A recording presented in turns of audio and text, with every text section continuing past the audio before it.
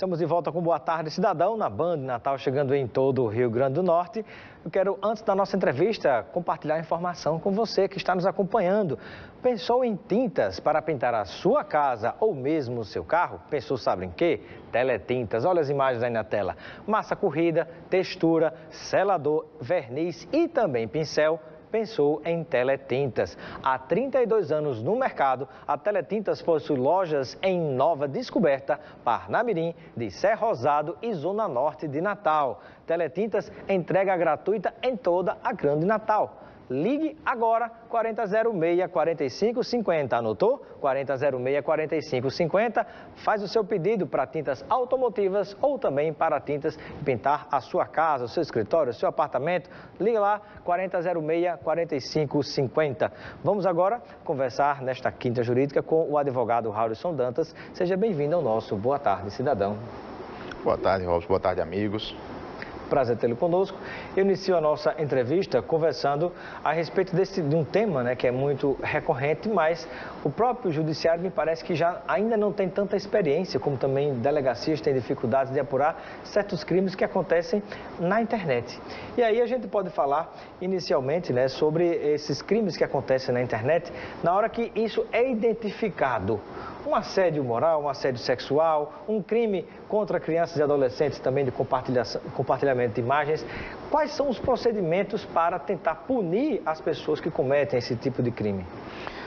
Robson, inicialmente, sabendo que a internet é esse campo maravilhoso onde se constrói relacionamentos, se constrói negócios, se constrói aptidões, também se tornou um parâmetro de ocorrência de crimes e de delitos dos mais variados. Quando nós temos um crime perpetrado via internet, a primeira coisa a se pensar é a proteção da prova que você tem contra aquele crime. Então não basta apenas achar uma notícia contra a sua honra no Facebook, esquecer que ela existe e ir para a polícia. Se você não proteger essa prova, o malfeitor pode retirá-la de lá e vai ficar a palavra de um contra o outro. Então a proteção da prova, inicialmente. Como é que se faz essa proteção da prova? Hoje o método mais aceito é o método cartorial.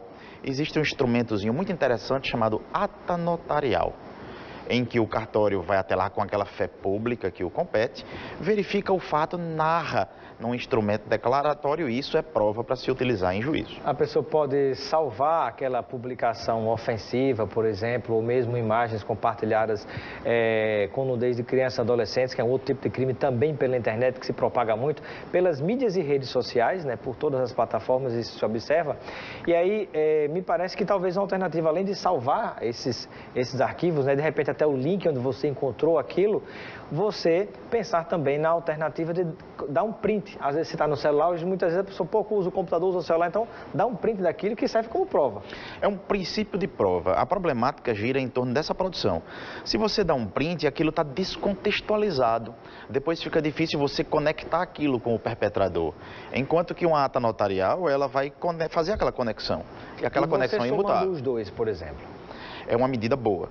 Aconselha-se a guardar essa prova, seja ela qual for, mas sempre não descuidar de se fazer um instrumento correto. Às vezes a gente tem esse senso comum de dizer, não, basta fazer um printzinho. Não basta. Aquilo não é suficiente, é um início. Mas se você quer realmente remover o conteúdo, se você quer realmente punir o perpetrador, você tem que seguir esse procedimento mais específico. E quais são, no Rio Grande do Norte, os crimes cibernéticos mais comuns? Curiosamente, o nosso Rio Grande do Norte é um celeiro de crimes digitais. Parece que nosso povo falta o que fazer. Nós temos aqui de ameaça, calúnia, difamação, falsidade ideológica, os chamados fakes, né, que mais especificamente, tecnicamente, seria uma falsidade ideológica. Isso acontece diuturnamente. O meu escritório é especializado nisso e nós trabalhamos. É incrível como não há uma só semana, Robson, em que não haja um crime desse de grande monta. Fora os pequenininhos, aqueles que as pessoas simplesmente não querem trazer ou aqueles cuja vergonha não deixa trazer. Por exemplo? É muito comum em Facebook e é muito comum em WhatsApp. Um fake news muito comum é você divulgar uma informação falsa. Então qualquer informação falsa passa a ser uma fake. Os crimes contra a honra, você utilizar fotos de pessoas, advogado Raul, vídeos. Antes do crime contra a honra e detalhar, nós vamos fazer um breve intervalo, talvez para alguma correção técnica. Não sei se microfone, alguma coisa assim, né? Vamos a um breve intervalo, daqui a pouquinho a gente volta e continua com essa entrevista. De volta com Boa Tarde, Cidadão, na Band Natal, chegando em todo o Rio Grande do Norte, conversando nesta quinta jurídica com o Dr. Raulison Dantas, que é advogado e presidente da Comissão de Tecnologias da Informação da OAB do Rio Grande do Norte. E nós estávamos falando no bloco anterior a respeito dos principais crimes cibernéticos cometidos por pessoas do Rio Grande do Norte. E você estava justamente detalhando um deles. Isso. A ameaça, a injúria, a calúnia, a difamação ainda são os mais comuns. Nós temos aí a falsidade ideológica que se tornou um novo vetor de propagação do crime digital. Um exemplo da falsidade ideológica propagado através, seja de Instagram, de Facebook, de WhatsApp também? Desde as mais antigas redes sociais, criou-se um desejo muito estranho de se criar perfis falsos. Antes disso mesmo, nós tínhamos aqueles famosos IR6, em que a pessoa, por não precisar da identificação, ela se avizinhava como sendo aquele surfista de 1,80 m, olhos azuis, com o cabelo diferente, quando na verdade o cidadão se parecia mais comigo do que com esse surfista de 1,80 m. Hoje, nas redes sociais, cria-se um perfil eminentemente falso e muitas vezes com o objetivo de gerar dano. E aí isso passa a ser crime. Passa a ser o crime de falsidade ideológica punível de 1 a 3 ou de 1 a 5, a depender do perfil. As pessoas se escondem por trás deste perfil falso para atacar outras pessoas. E me parece que é bem comum na política. A política, inclusive, é um vetor novo. O STF e o TSE têm estado muito preocupados com isso. Há provas de que a criação de notícias falsas, perfis falsos, denúncias falsas, tem se tornado um diferencial no elaborar-se dos votos. Há quem diga, inclusive, que provocou até a eleição do Donald Trump nos Estados Unidos como presidente, né? A propagação excessiva de notícias falsas. Isso direcionou o eleitorado um pouco mais favorável a ele, que na verdade ele só ganhou não porque teve mais votos do que Hillary Clinton, porque lá as regras são diferentes, né? Mas pela proporcionalidade dos estados, ele hoje é presidente, mas quem teve mais votos foi Hillary. Mesmo assim, se considera que, pela propagação de notícia falsa, ele acabou se elegendo presidente dos Estados Unidos. Isso é um fato, existe essa suspeita muito forte e há um indício muito forte de que isso possa ocorrer nas atuais eleições. É por isso que o TSE é muito preocupado. Tanto no Rio Grande do Norte como no Brasil inteiro, né? Tanto no Rio Grande do Norte quanto no Brasil inteiro. Uma problemática que nós vamos ter em relação a isso é o nosso Marco Civil, que estipula que o conteúdo só deve ser removido se ele primeiro for declarado ilegal pelo judiciário. Então, o tempo em matéria eleitoral, Robson, é um vetor diferencial. Às vezes não se tem esse tempo, às vezes 3, 4, 5 dias de propagação daquela notícia falsa já causou dano. Já causou um prejuízo irreparável, né? Sobretudo próximo das eleições. E aí, imaginemos a seguinte situação, né? É possível dizer que hoje a própria Justiça Eleitoral, no caso do Rio Grande do Norte, ou até do país mesmo, né? Já que é algo tão novo, a Justiça Eleitoral, como também as delegacias que investigariam ou que investigam esse tipo de crime, elas estão preparadas com pessoas capacitadas para agir nestes casos? Não, é possível afirmar que elas não estão capacitadas. Nossa Polícia Civil, nossa Polícia Militar não tem essa faceta de capacitação. Nosso Judiciário está resolvendo à medida que as coisas vão acontecendo, até porque é tudo muito novo. Em termos de internet, cada dia uma nova internet, cada dia um novo problema. O Ministério Público tem tentado se capacitar, apenas um promotor aqui no estado que tem alguma boa leitura sobre isso, mas ainda assim nosso aparato estatal não está capacitado para isso.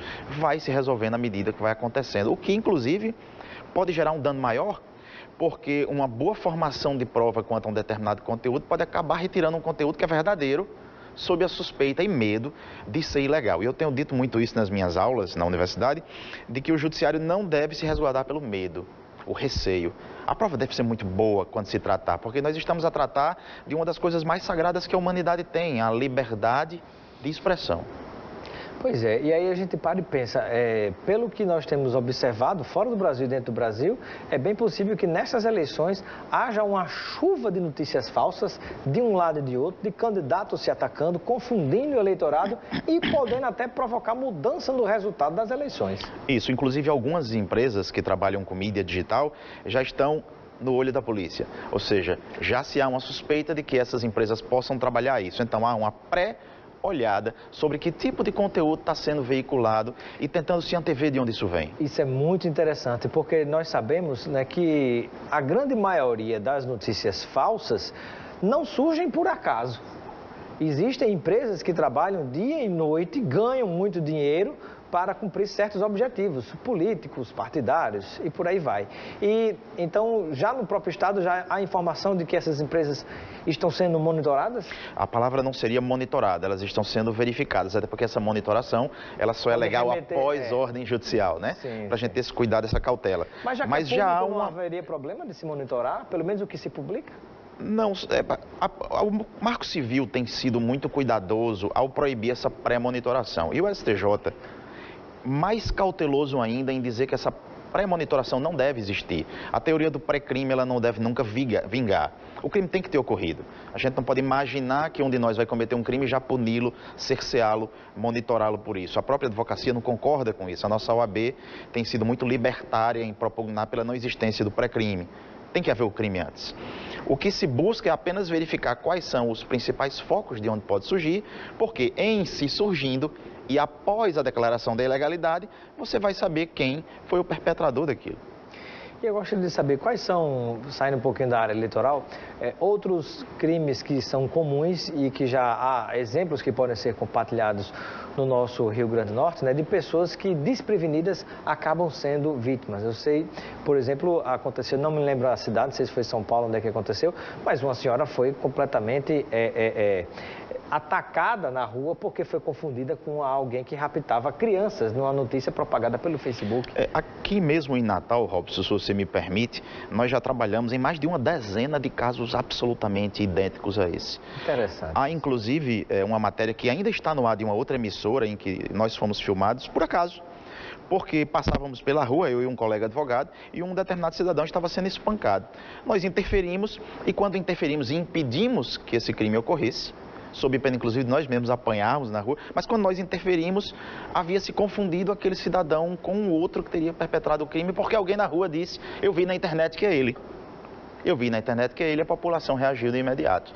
Então, isso é um cuidado que nós temos que ter. Pensar nossas reações em cima de notícias. Hoje é muito difícil se saber o que é real e o que é ilusório.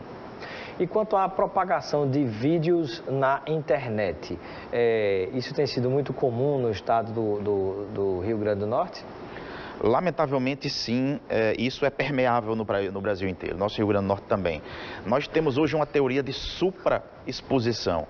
As pessoas hoje propagam demais informações sobre si e sobre os outros. Em razão disso, isso facilita o cometimento do crime.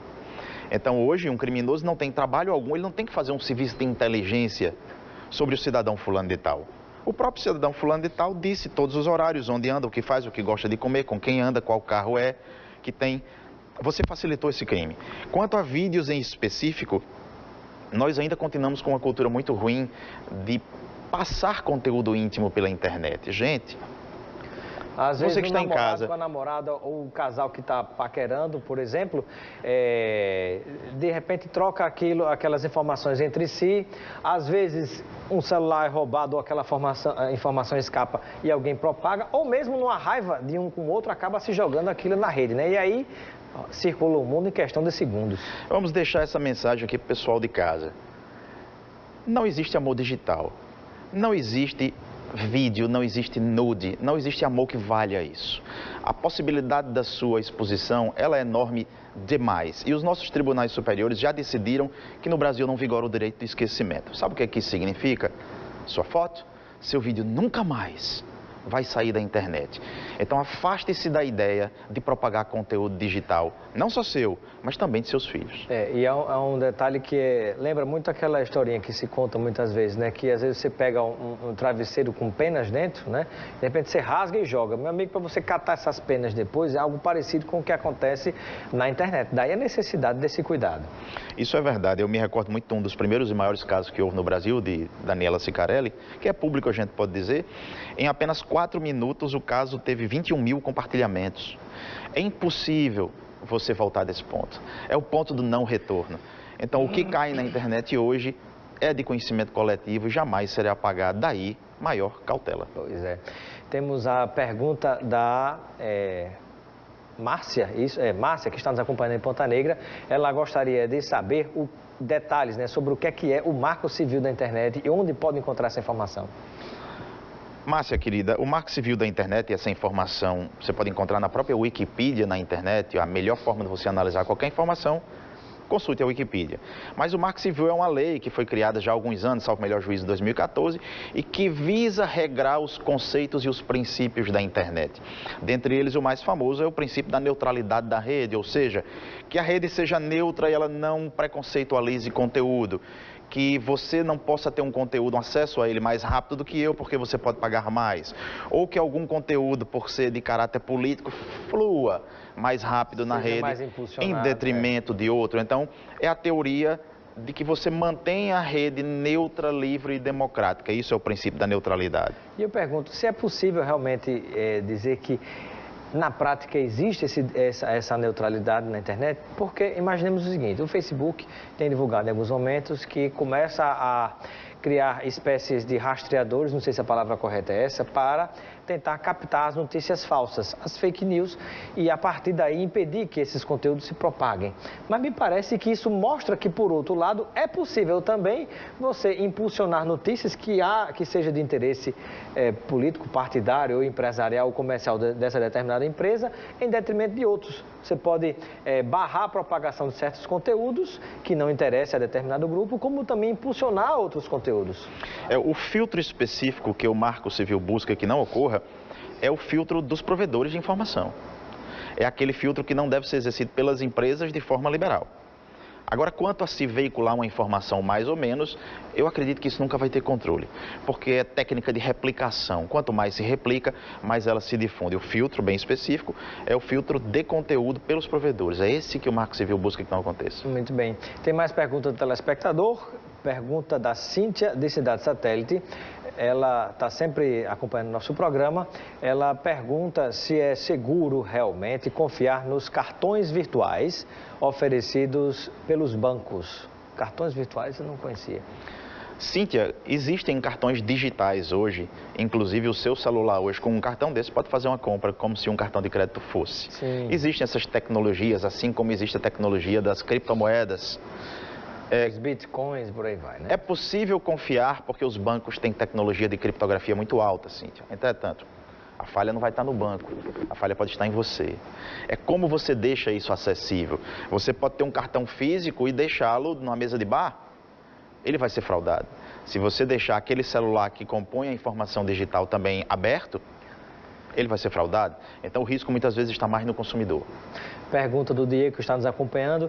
Ele gostaria de saber detalhes sobre o que é o Bitcoin e se vale a pena investir nesta moeda, uma moeda virtual, na verdade. Ele diz que alguns amigos já ganharam dinheiro com isso. As criptomoedas, das quais a Bitcoin é uma, criada em 2009, criada de forma muito acidental, inclusive, mas que hoje é uma febre mundial, são moedas baseadas numa memória de cálculo específica. Elas podem ser sempre revalidadas. Enquanto existir essa criptografia, essa revalidação, sim, elas são 100% confiáveis. Vale a pena investir numa criptomoeda? Depende muito do perfil de cada investidor. Há investidores mais conservadores. Tem gente que gosta de risco, né? Tem gente que gosta de risco. Tem sido muito válido os investimentos em criptomoedas, muito embora nem todo país tenha uma regulação específica sobre isso. A Rússia tem uma... Se acontecer, como é que você vai se defender ou vai atrás do dinheiro que fosse embora com o vento? E que está longe. Na Alemanha é plenamente permitido, na China é plenamente proibido. Então esse dinheiro está trafegando mundialmente. Como é que você vai fazer esse saque? Cada governo pode regular uma cobrança de imposto de renda sobre isso, que pode inviabilizar a própria transação. Então tem que procurar um profissional de mercado que possa dar essa informação com muita propriedade. Sobre Muito isso. bem. Quero agradecer a participação do Raulson Dantas, que é advogado e presidente da Comissão de Tecnologias e da Informação da OAB do Rio Grande do Norte. Seja sempre bem-vindo ao Boa Tarde, Cidadão, e receba esse kit de produtos Lucena aqui para você aproveitar com seus amigos e familiares. Muito gentileza sua. Muito obrigado. Muito obrigado. Ficamos por aqui com Boa Tarde, Cidadão. Continue ligado na Band Natal. Vem aí o Nordeste Urgente e Luiz Almir. Um grande abraço e até amanhã. Boa Tarde, Cidadão. Oferecimento